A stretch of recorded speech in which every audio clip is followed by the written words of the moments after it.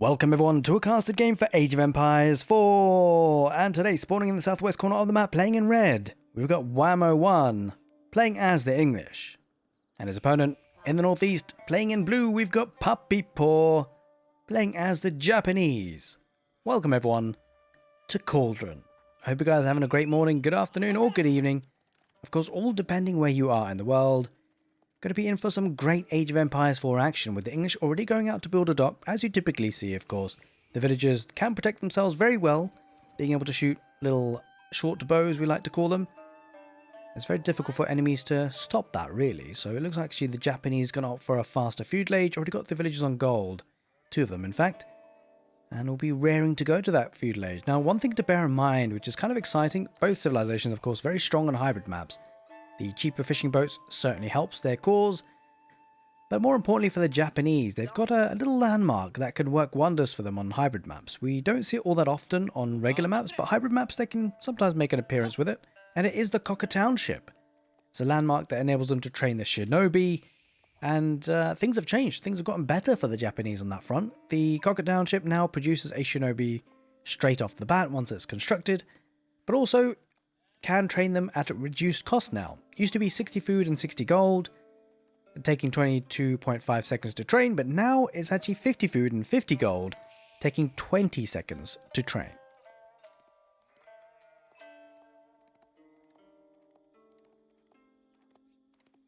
Doesn't necessarily sound like a lot, but actually, it means that you can get units out quite quickly and try and deny the water that's been established for the enemy. Maybe even get a dock up yourself.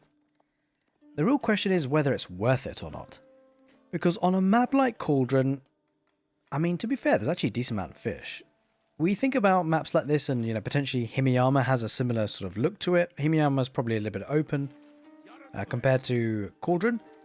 But Cauldron has a lot of shorefish, so I think it's actually really worth taking the waters. And so it does make a lot of sense to go for the Cocker Township here for puppypaw. Now granted, you are trading something with this. The ability to go for the Cura storehouse, plenty of farms come out for free for that, right? And it's such a great landmark, especially when you combine the fact that now the Japanese, in fact, have a cheaper upgrade for their town center. And it is the Daimyo Manor, now costing 225 stone. It's a lot cheaper than it once used to be. It was at 300 stone previously, and now that massive discount enables them to get the farms more efficient a lot quicker. Something to bear in mind with the Japanese, they've definitely been buffed quite significantly. One thing to bear in mind though, they have been nerfed in other ways in the most recent patch, and that's the floating gate landmark. The Yorishiro production speed has reduced from 200% to 150. The gold income is reduced likewise from, similar in a similar fashion. 75 gold per minute used to be, now 60 gold per minute, so 75 to 60. The Yorishiro production on TC has gone from 25% to 30%. Yeah, I mean, that's kind of really it, really, for the Yorishiro and the floating gate landmark. So a couple of changes there. Interesting enough, going to go for the Abbey of the Kings. So going to get a knight out, well, I say knight, but a king, really, quickly to put some pressure on the land, maybe to try and contest the shinobi. But you know what? The shinobi do incredibly well, even against knights. Bear in mind as well, the Japanese will get to the next age a little bit quicker. Of course, if the fishing ships can survive for the English, his economy will be stronger, but you know what? I don't think these fishing ships are going to last for too much longer. Because he's going to get the resources to get a archer ship pretty soon, I would imagine, and the Cocker Township has already queued up a shinobi that comes out for free, and puppypaw has already queued up the second one to pop out pretty soon afterwards. Well, 20 seconds afterwards, to be exact. I'm sure he's going to be saving up for a galley ship. No doubt about it. King queued up for the English, and I wonder what the English are going to do behind this, because there's plenty of deer around the back, plenty of food to gather. Not necessarily they rely on deer, of course. The English do have cheaper farms, and at the moment they're fishing anyway. Kind of curious to see how this one will pan out with the galley on the way and the shinobi on the way as well. It should be able to do a lot of damage. It does have some really cool abilities. It's got the Shunshin, has already used it by the way, just to get across the map a little bit quicker. Can sabotage by disabling the enemy's production building and set it on fire as well. Can also act as a spy, but we're not going to see that most likely. What we are going to see, the galleys are well, the junk I should say, is making the fishing ships idle for things, which is not ideal for them, and I don't think he can really stop this, because it's only now that the king is making his way across the map. But the shinobi stats are pretty good. They've got a +5 damage bonus against melee units, of course, which the king is. 20 damage as a base. It does quite a bit. I'm going to go for the king, not to mention the junk, the archer ship, getting some really good value as well. Misses the last couple of shots, but that's okay.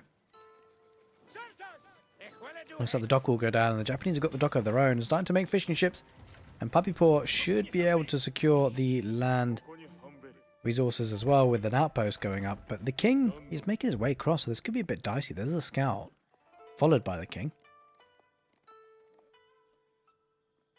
Looks like I'm going for an outpost on gold as well, which is not something we typically see. You know, the English typically are quite aggressive in the feudal age, but maybe he's going to go for the castle age. Could be a nice switch up on strategies. But it's just being pulled back. He kind of has to play a bit of a ring around the rosy. He's going to be desperate to get the outpost up. Now the thing is, the town centre will get some really good shots on the king. The king does go down massive to take that out. Sure, he lost a villager, which is probably worth it in the end for Wham in some ways. But it's a trade that puppypaw would probably be okay taking, considering he's got the waters now. And so his economy will be rocking and rolling. In fact, the shinobi putting some pressure on the other side of things. And it's a little bit doubtful that he won't... I mean, I don't think he gets away building this, actually. He loses one village already, at least. Probably a second. Wait, did he get the second? I don't think he did in the end. That's kind of weird. Wait, did he? Not too sure there. No, he didn't. We can see on the counter down the bottom left of the screen, it has just been one villager. Wait a minute. Oh, I guess it has been. And maybe. We can't really tell, actually, because he's killed 4 eco units. Part of that would have been the fishing ships, so yeah. It was 3 fishing ships earlier, so it was just 1 villager in the end. Either way, he's actually made quite a few shinobis behind this, 4 of them in total. He's getting arrow slits inside the outpost as well, just because, you know, you may need to try and defend against the English, but it looks like, in fact, the English can play a bit greedy in terms of tech up. He's going for the deer camp, and he's going to go to that castle age at a very quick time, considering the English playstyle. Don't typically see this, but I like it because it means he's going to be able to try and mop up those relics. 2 longbows popping forward, probably mostly as just a slight follow-up, but more of a distraction more than anything. Certainly going to run into problems once the horsemen pop out for the Japanese. I mean, if he does commit to horsemen, that's just going to delay his castle age time, and he is committing to horsemen. Understandably so, because you know, the English do often have that follow-up, right? The king into archery range to longbows, but he's not really making huge numbers of them here. Wow, man, he's going to go to the next stage with the King's Palace, going to scale that economy on land. And I guess in a way it makes sense because he doesn't have access to fishing, right? So something to bear in mind for sure. And the longbow is just going to be harassing a little bit. Shunshin comes out for the Japanese shinobi, but the horseman will take care of this as well, so you should be okay to get to the next stage. Wham. 10 villagers building that King's Palace. The question is, can he secure the gold, right? It's one thing getting to the castle age. There's another thing being able to actually make it worth your while and useful. And to make it useful, you kind of do need gold. Now, by the way, I would like to say a very big thank you for everyone who's been supporting the channel, whether it be on Twitch or YouTube. You guys are absolute legends. Thank you, thank you, thank you, thank you. So big shout out to you guys. I've gone the extra mile to support the channel. And what I would like to say, by the way, I would like to reach 15,000 subscribers in the next, I guess, 3 months, I think.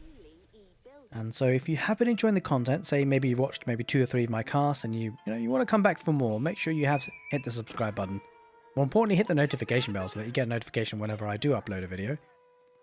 And it means that you should be getting some great Age of Empires 4 action. By the way, just so you know as well, my strategy on the channel is one in which I only upload the very best casts that I do. The reason why is because everyone's got a limited amount of time and you don't really want to invest 20 minutes into a game that wasn't all that interesting in the end. So you can be pretty much rest assured that when I do upload a video, you're going to want to click it because it's going to be a good one if you've got the time to watch a game. And that's going to be my strategy going forward. I used to be able to upload daily videos. I don't think necessarily that's something I will be able to keep up with indefinitely. And so I think I'm going to be trying to aim for a video every 3 days. That's probably my target. Anything more than that's probably a bit of a bonus. But of course, there's 2 things really coupled of trying to get the premium quality content, the best games, but also not burning myself out. So There's that to consider. Now that we're well into the castle age for Wham, he's going to get a knight out and just push away the units as much as he possibly can. Obviously, the shinobi managed to get some damage output on the stable, but not taking it out fully means that it's still as good as it once was. Still produces the knights as quickly as they would do on full health, so no real changes there. But the shinobi actually a decent unit in the mid game, I think, if he's going to go up against knights. There's going to be that floating gate landmark for the Japanese. Again, no real surprises for this choice. I know it has had a bit of a nerf, but the alternative is a little bit meh, Temple of Equality. Now, they have buffed it, by the way. They've actually reduced the cost of the Buddhist monks from 100 to 80 gold. It just doesn't feel particularly a good landmark compared to the floating gate, I have to say.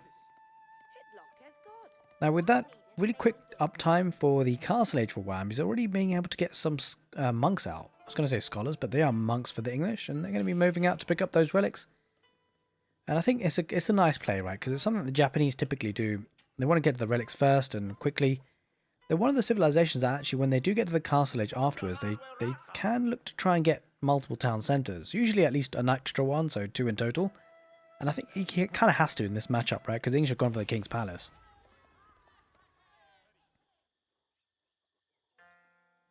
The Daimyo Manor has been completed.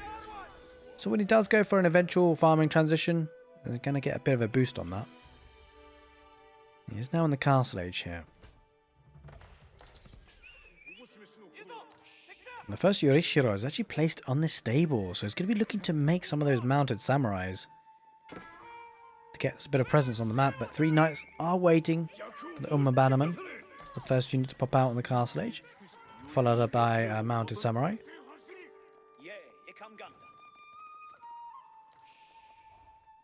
And we're going to look to try and snipe the monk out there, I'm afraid. Wham, unfortunately. I mean, you might be able to keep him alive, in fact, actually. King going on the right side, harassing the horsemen. Those 3 knights are trying to take the Bannerman out. Good micro to bring back that weak knight. The great thing for the English, by the way, going for the Abbey of the Kings, as long as he doesn't lose the knights here, Wham, he should be able to heal them on up. Oh, that one might be lost, though. It's going to be a bit tight one. It's going to try and body block. Does body block, gets the charge in, takes the scout out. Nice play there for sure. Tries to shin there, puppypaw. Doesn't quite manage it. On the right side, King just harassing a little bit. And the Yumi Ashigaru are now out for the Japanese. Looking to take the monk out. Monk survives. And in the end, it's going to be a bit of a cleanup here for the English. He's going to make sure he keeps the monk alive. And we'll be out to try and pick up the relic now. One already in the clutches of the English. Good start for the English, I think, overall in terms of the castle age phase of the game. Can take the engagement here with a couple of Onimusha, which is great for the knights. He's trying to focus fire. Might lose one knight here, Wham. Oh, he doesn't. He managed to keep it. Oh, maybe we'll lose it in the end. Oh, he's not focus firing it. I mean, he probably will lose in the end. He does. Bit of a shame. Could lose another potentially. No, manages to get out of there. Loses the infantry instead. But Bannerman did go down for the Japanese. I'm sure Wham will want to try and heal up. A lot of these knights are kind of weak, actually. Charges on in. A couple of crossbows added into the mix, which I like from Wham, actually. I think English going crossbows in this matchup can be really nice because you've got the threat of the Onimusha, which is always a bit of a concern from the Japanese, but the crossbows can do a bit of work on them, actually. Architect Stone is being gathered by the Japanese, so kind of expecting to see a second town centre pretty soon. He's even got a second Yorishiro inside the second stable, so he's really going to go for the cavalry units. Perhaps he's thinking about mostly cavalry in terms of mounted samurai and Onimusha together. Could be a powerful combination. The trouble with that is I think both are relatively countered by crossbows. That's something that maybe Wham will lean into. Taking the engagement here. Only a handful of crossbows behind this, but with the front line of knights, I think he will trade really well here, Wham. Might even try for a bit of a wallow, maybe? No, maybe just tries to get out of here. And maybe doesn't quite have a knife in terms of knights on the front line. Of course, the Onimusha might try and chase down the monk as well. He might not escape with this. Tries for the wallow. He's going to try and snipe the monk out. Wait, no, he's not going to get it in the end. Onimusha picked him apart. This is a fight that's actually working pretty well here for puppypaw. I think the Onimusha really starting to turn this fight quite significantly. Minimal knight numbers have been able to come back and heal on up. That's unfortunate for Wham. One thing to bear in mind though, as long as Wham is having even trades, he's pulling ahead in villager count, which is the main thing really for him. He'd be quite happy with that. Take these trades as long as he doesn't, lose the trade completely and terribly, he'll be feeling good about it. There's a second town center placed now for the Japanese, looking to catch up a little bit, but you know, he's fairly far behind on that village count. That could become a problem. It's still going to take time for the town center to actually build up, and then the village count won't be catching up, by the way. It will simply just be keeping on par with the villager deficit that is currently existing. And look how much food is going to be coming in for the English. It's got to be skyrocketing about now. Yeah, look at that, 1,000 per minute. Not too shabby. He's only been able to get one relic though at the end of this wham. Despite getting to the castle age first, he's really struggled to pick the others up. And you know what? puppypaw has already been able to pick up 2. But fascinating game of Age of Empires at the moment. I'm kind of curious to see how this one ends up, because both civilizations have a really good strong late game. Although of course the Japanese have been slightly nerfed on that in terms of the Yorishiro getting less gold per minute. Both civilizations do have a late game option for passive gold generation. Of course the English, as we know, have enclosures where each farm that's being worked will gather some gold. And the Japanese have the Yorishiro. 2 of which, by the way, have already been put into stables. But he's got 2 of the relics so far, equaling what Wham has. And that 3rd relic is a little bit, you know, well guarded by the Japanese, and it should come down for puppypaw to get in his clutches there, really. Now Wham having to move out to the right side for gold, which we will have to talk about actually, because we're sort of heading towards the 17-minute mark of the game, where we start to think about the 8,000 gold veins. I mean, it's a little bit early, maybe another 5-10 minutes or so. And we have to try and consider securing that base and the gold areas that are existing. Nice charging through, good crossbow numbers here for Wham for sure. I think that's going to be the telltale difference. I mean, where do the Japanese go with that though? They could go for mangonels potentially, maybe Yumi Ashigaru, but the problem with the Yumi Ashigaru then, yeah, it's problematic at going up against knights from the English. Kind of an awkward situation here for puppypaw actually. It certainly feels a couple of mangonels would pose a bit of a threat. He's got the presence of mind to pick up a sacred site as well, so 3 relics and 1 sacred site so far. Things looking okay-ish for puppypaw.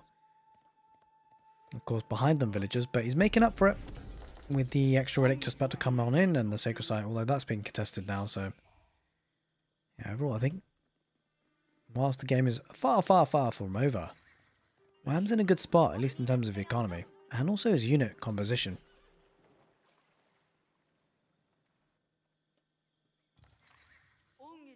And both players very much walled up. It's quite possible we'll see them clash horns relatively soon, with a big fight potentially. Going to be getting the upgrade for the Onimusha.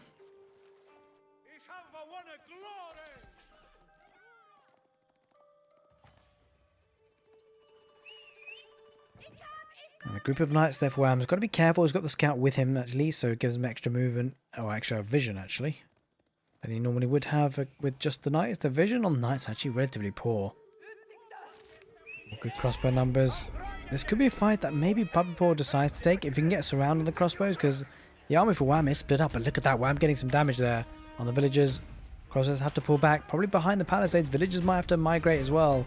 But he's getting a good surround here, so should be some good pickoffs here by the Japanese.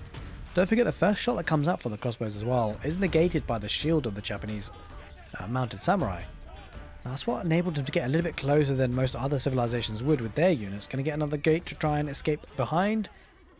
But this is a good attack here from puppypaw. Sure, Wham did some damage with his units, but in the end, it was taken care of by the defender's advantage in new units coming out for the Japanese. But he has lost a lot. Well, he's lost all of his mounted samurai at this point. And the ranged units are trying to make it work on the mounted samurai. You know what? Wham lost a decent chunk of villagers there. Puppypaw in a good spot. He's definitely got the tempo aggression now. And it's all coming down to this gold position, right? You can see puppypaw really wants to deny it. Now, and the outpost does have a spring on emplacement, getting the upgrade in terms of the fortification, which will certainly really help. I mean, I don't know if puppypaw can really stay in this position. It just doesn't have enough units, and the defender's advantage now really working in favour of the English. So yeah, I think the Japanese kind of have to back away a little bit. Oh, yeah, it's gone for the Daimyo Palace, by the way. So it's going to be getting a decent boosting up on the farms. of which there are none. But we may get them eventually.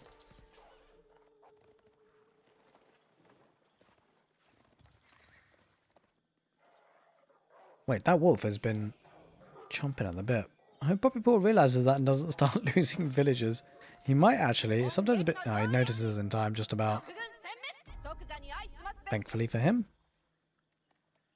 One sacred site apiece, by the way. Looks like puppypaw, though, about to get his second. It's a forward position to get berries, all right. He really wants all the food. He wants to delay the farming transition as much as possible. And this is where things become really interesting for the English, actually, because if they do go for a Castle Age push, which it doesn't look like he's going to do, by the way. It looks like he's, in fact, going for the Imperial Age. But he's getting so much food that actually, with the food eco already set up, you know, the transition isn't as hard as it is looking now for the Japanese. It means the Japanese can't really produce many units for the time being. It needs to wait for the farms to really kick in. But once it does, boy, oh boy, it's going to be good. Oh, it should be a big raid here. Knights on the villagers. Gets at least 2 in the end. There's a lot of idle time, of course, as well. Speaking of 2s, 2 knights have been taken away from the English army. Pushing this location as well. I love the fact that Wham is really kind of splitting up his army. The mobility units on the north. More slower speed units on the south, protecting his base.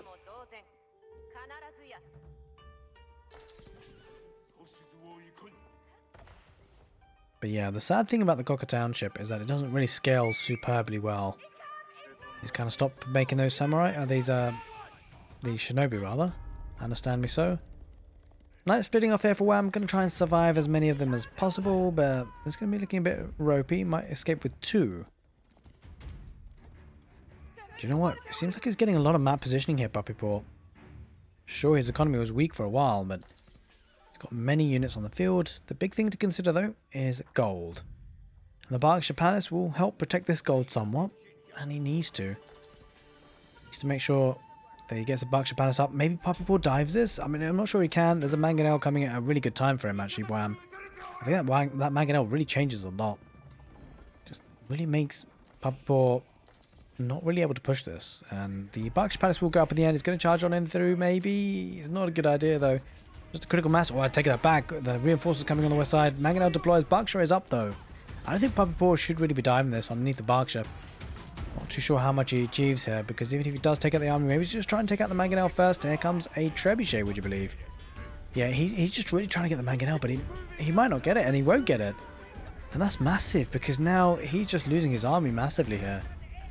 Yeah, he's got a bit of a raid on the right side there with a couple of Onomusha mounted samurai, which is a good position there for puppypaw, doing some damage, of course.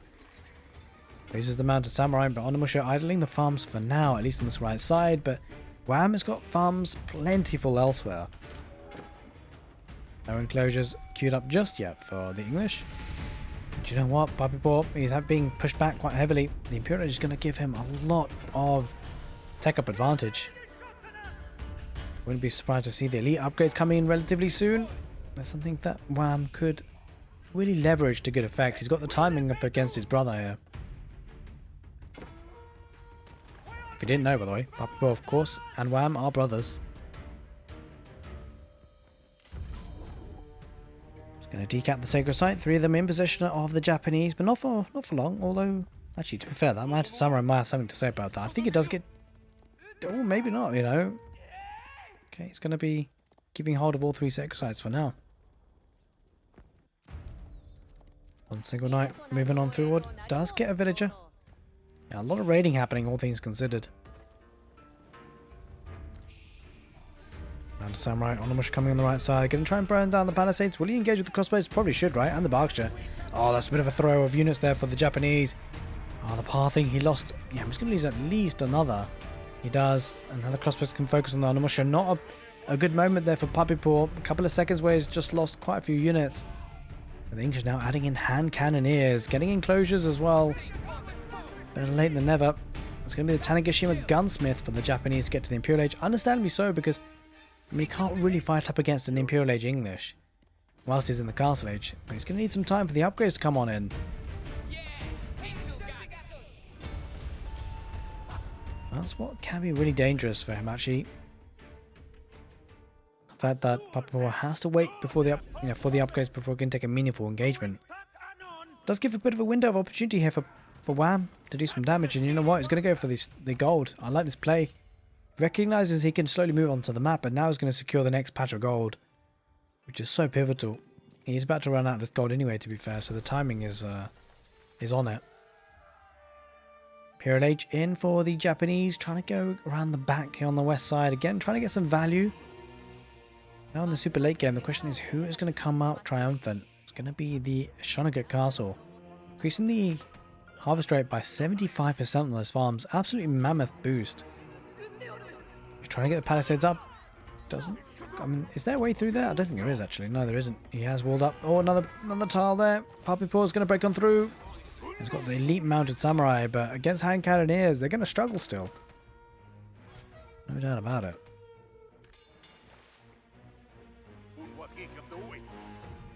Yeah, Puppypaw just heading back for now.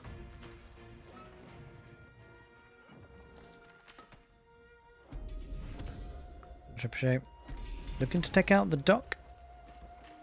Just to deny a bit of food economy, which is obviously a bit less relevant now in this stage of the game. But you know what? Wham's economy is looking solid. He should be able to make a lot more units pretty quickly. I would expect to see that happen actually. Because he's floating a lot of food, a lot of gold. That's a lot of hand cannoneers potentially. Struggling a little bit on the wood in terms of if he wants some siege engines, but I'm sure he'll fix that soon enough. Ah, these mounted samurai get absolutely obliterated by those hand cannoneers. Holy moly, took 3 out for free.